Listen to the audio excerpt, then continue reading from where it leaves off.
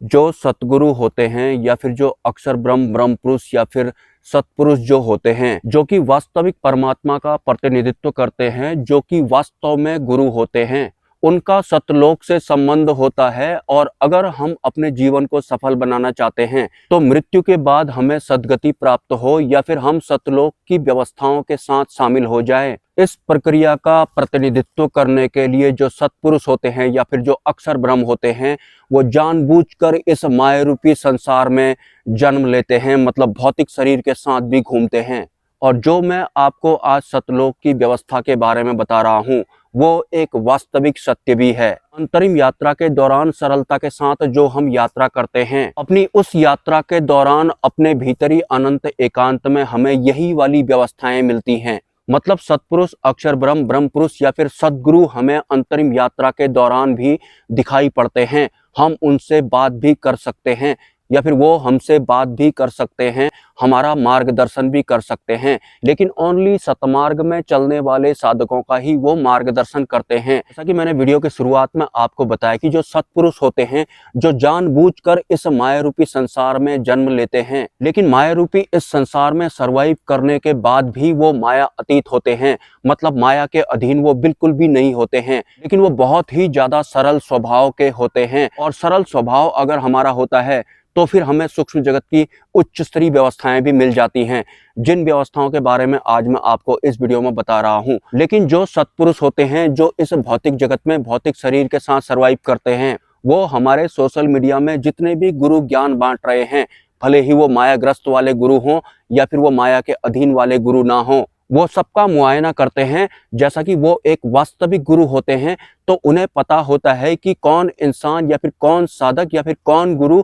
रट्टा मारकर बोल रहा है या फिर किसी किताब का सहारा लेकर उस ज्ञान को आम पब्लिक के बीच में उड़ेल रहा है, या फिर वो जो भी ज्ञान बांट रहा है उसका ज्ञान और उसका आध्यात्मिक जीवन ही माया के अधीन है, लेकिन उसे पता ही नहीं है। ऐसे गुरु भी होते हैं हमारे इस भौतिक जगत में, जिनको माया ने बहुत बारीकी से अपने वश में किया हुआ होता है और उन्हें पता भी नहीं होता है कि हमारा आध्यात्मिक जीवन तो माया के अंडर में है। क्योंकि माया एक ठगनी होती है। अगर ये संसार इतना सा भी हमारे अंतकण में बैठा हुआ होता है, मतलब जरा सा भी इस संसार का मोह अगर हमारे अंदर अभी भी होता है, तो फिर माया ऐसे गुरु या फिर साधक के आध्यात्मिक ज्ञान या फिर आध्यात्मिक जीवन को किसी और ही दिशा में कर देती है। और संसार ना छूटने की वजह से उस इंसान, उस साधक या फिर उस गुरु को भनक भी नहीं लगती है, और तो और वो बहुत सारे इंसानों को वही वाला ज्ञान भी बताने लगता है। लेकिन जैसा कि आपको पता है कि अध्यात्म जो होता है वो हमें आकर्षित करता है, तो भले ही वो अध्यात्म माया के अधीन चल रहा हो या फिर माया की सत्ता के अधीन वाला ना हो, आकर्षित तो अध्यात्म हमें करेगा ही करेगा। लेकिन क्या हो अगर उस गुरु को ही ना पता हो मैं जिस मोक्ष मार्ग पर चल रहा हूँ वो तो माया वाला मोक्ष है या फिर वो तो माया वाला परमात्मा है, तो तब आप क्या करेंगे? और इस तरह के जो गुरु हैं, जिन्होंने अपने नाम के पीछे संत सदगुरु भी लिखाया हुआ है, इस तरह के माया के अधीन वाले जितने भी गुरु हमारे सोशल मीडिया में या फिर हमारे भौतिक जगत में फैले हुए हैं, जिन्हें खुद ही नहीं पता है कि हमारा आध्यात्मिक जीवन माया के अंडर में है, तो इस तरह के माया वाले गुरुओं या फिर माया वाले मोक्ष वाले गुरुओं के बारे में पिछले कुछ दिनों से जो मैं अपने वीडियो में बताने लग रहा हूँ, वो सिर्फ और सिर्फ उन्हीं सतलोक की व्यवस्थाओं की वजह से बताने लग रहा हूँ। और वास्तव में जो सत्पुरुष होते हैं, वो सोशल मीडिया में बहुत सारे लोग जो आध्यात्मिक ज्ञान बांट रहे होते हैं, स्पेशली जो मोक्ष मार्ग वाला ज्ञान बांट रहे होते हैं, उनके वीडियोज भी वो देखते हैं और उन्हें वास्तविक सत्य पता होता है, लेकिन वो कोई भी किसी भी तरह का कमेंट नहीं करते हैं। वो सिर्फ देखते हैं और उसके बाद आगे बढ़ जाते हैं, क्योंकि जो सत्पुरुष होते हैं वो गुप्त रूप में सर्वाइव करते हैं, उनका कोई ड्रेस कोड नहीं होता है।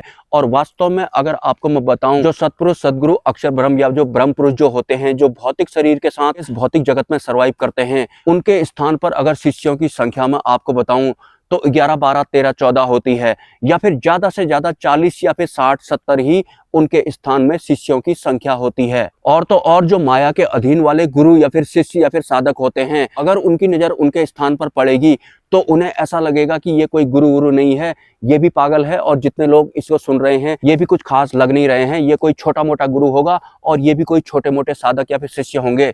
लेकिन वास्तव में जो सदगुरु होते हैं, सत्पुरुष होते हैं, वो बहुत ही ज्यादा सरल होते हैं, उनका स्वभाव भी बहुत ही ज्यादा सरल होता है। जितना ज्यादा हम अपने आप को आंतरिक स्तर पर सरल करते जाते जाते हैं, तो जाकर ही हमें ऐसे सत्पुरुषों का सानिध्य प्राप्त हो पाता है।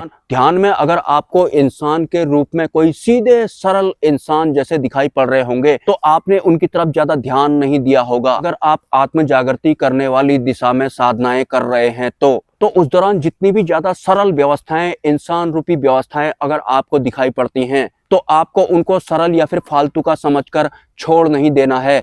हो सकता है आप इस पूरे ब्रह्मांड के वास्तविक सत्य से ही चूक जाएंगे। और इससे भी बड़ी बात मैं आपको सतलोक की व्यवस्थाओं के बारे में बताता हूं। जब भी मैं सतलोक की व्यवस्थाएं कहता हूं तो आपको समझ लेना है कि मैं सदगुरु, अक्षर ब्रह्म, ब्रह्म पुरुष या फिर सतपुरुष के बारे में बात कर रहा हूं। तो सतलोक की जो व्यवस्थाएं होती हैं, जो जानबूझकर इस भौतिक जगत में सरवाइव करती हैं, इस भौतिक जगत में भी बहुत ही ज्यादा सरल होते हैं। मायाग्रस्त इंसान उन पर ध्यान ही नहीं देते हैं और वो एस्ट्रल फॉर्म में सरवाइव करना भी जानते हैं। अगर आप अंतरिम जागृति कर रहे हैं, सरलता के साथ अगर आप आत्मबोध की तरफ बढ़ रहे हैं, तो आपको ध्यान की अवस्था में इंसान जैसे सरल स्वभाव के व्यक्ति अगर दिखाई पड़ेंगे तो आप समझ जाना कि उनका जो संबंध है वो सतलोक की व्यवस्थाओं से है। और जब तक सतलोक की व्यवस्थाएं हमारे आध्यात्मिक जीवन में जुड़ती नहीं है तब तक हम सद्गति को प्राप्त भी नहीं हो पाते हैं। और सद्गति को प्राप्त करने के लिए हमें सबसे पहले अपने आप को सरल करना होता है, अपने मैं और मेरा को दूर छोड़ देना होता है और बाकी इस भौतिक जगत की जिन भी व्यवस्थाओं की वजह से हमारा अंतकरण जटिल हो गया होता है उन व्यवस्थाओं को भी इग्नोर करना होता है। सबके बारे में ऑलरेडी मैं एक वीडियो भी बना चुका हूं, लेकिन भविष्य में एक विस्तार से मैं इस विषय पर एक वीडियो भी बनाऊंगा कि अपने आप को पूर्ण रूप से सरल करते कैसे हैं। तो मैं कह रहा था कि सतलोक की व्यवस्थाएं जो सत्पुरुष होते हैं वो एस्ट्रल फॉर्म में सर्वाइव करना भी जानते हैं। मतलब ध्यान की अवस्था में भी वो आपको दिखाई पड़ेंगे और उसके बाद इस भौतिक जगत में भी आपको वो दिखाई पड़ेंगे। और अगर आपका अंतकरण उतना सरल हो गया होगा, स्वच्छ हो गया होगा, तो फिर सतलोक की जो व्यवस्थाएं होती हैं वो स्वतः ही आपके समक्ष आ जाती हैं। आप यकीन नहीं करेंगे, सत्पुरुष को एक मामूली सीधा सरल इंसान समझकर एक दूषित बुद्धि वाले या फिर श्रापित बुद्धि वाले इंसान ने फोन पर उन्हें गाली बकी थी। घर जाने के बाद, उनसे मिलने के बाद, मतलब सत्पुरुष के स्थान पर जाने के बाद वो उटपटांग बातें करने लग गया कि कहीं मैं आपके दिए हुए मंत्र को जपने से काला और गोरा तो नहीं हो जाऊंगा, फिर मेरी जो कपड़े की दुकान नहीं चल रही है उसमें एक एक करके कस्टमर आएंगे या फिर एक साथ ही झुंड में आ जाएंगे। आखिरी लाइन में उस वीडियो में ऐड करना भूल गया था। उसके बाद उस इंसान ने सत्पुरुष को गालियां देना भी शुरू कर दिया था। खैर, ये सब भी होता रहेगा क्योंकि हमारे भौतिक जगत में क्या चलता है आपको पता ही है। मैं कोशिश करूंगा कि सतलोक की जो व्यवस्थाएं हैं, जो कि वास्तविक गुरु होते हैं, जो कि परमात्मा का प्रतिनिधित्व करते हैं, ब्रह्म का प्रतिनिधित्व जो करते हैं, इस चैनल के वीडियो देखने वाले लोगों का जो अंतकरण है इतना सरल हो जाए, इतना स्वच्छ हो जाए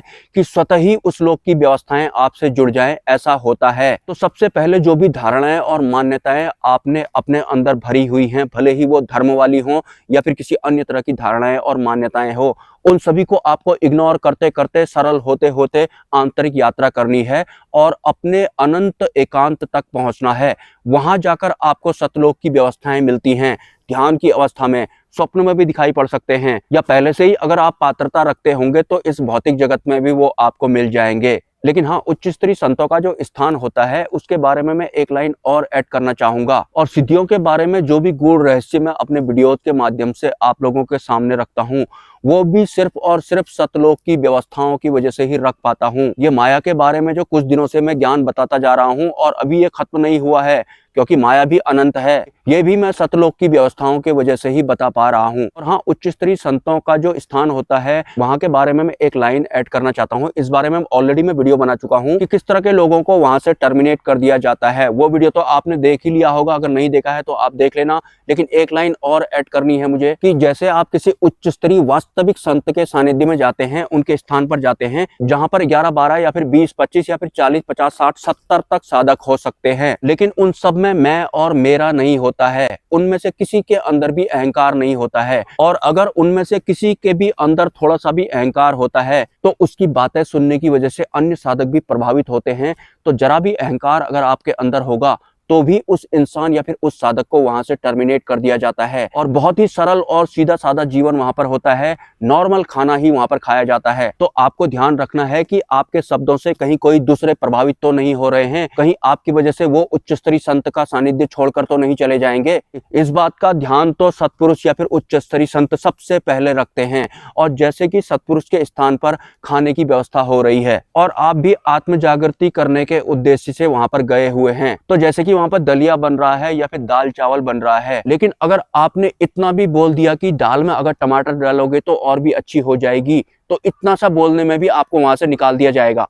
क्योंकि आत्म जागृति करने के उद्देश्य के साथ आप वहां पर गए हुए हैं। खाने पीने से ज्यादा मतलब आपको होना नहीं चाहिए, मतलब स्वाद के गुलाम भी आप नहीं होने चाहिए। जो भी वहां पर मिल रहा है सीधा सरल होगा, हो सकता है उसमें नमक हो सकता है ना हो, वही सबको खाना पड़ता है, चाहे वो कोई सेठ आदमी हो, चाहे वो कोई गरीब आदमी हो या फिर साधक हो। और उसमें भी पहले आपको दूसरे साधक के लिए बंदोबस्त करना है और दूसरे साधक आपके लिए बंदोबस्त करते हैं। मतलब पहले मैं और मेरा वाला सीन वहां पर बिल्कुल भी नहीं होता है। और उनके स्थान पर आने का, खाने का, पीने का, अंतर्ध्यान करने का या फिर आत्म जागृति करने का एक भी रुपए का चार्ज नहीं होता है। लेकिन वहां सब कुछ बहुत ज्यादा सरल होता है, इतना ज्यादा सरल होता है, तो इस वजह से ही मैं आपको पहले ही सरल बनने के लिए ये सब बताने में लग रहा हूं। सपोर्ट अगर आप करना चाहें तो QR कोड पर कर सकते हैं। मिलते हैं नेक्स्ट वीडियो में। नमस्कार।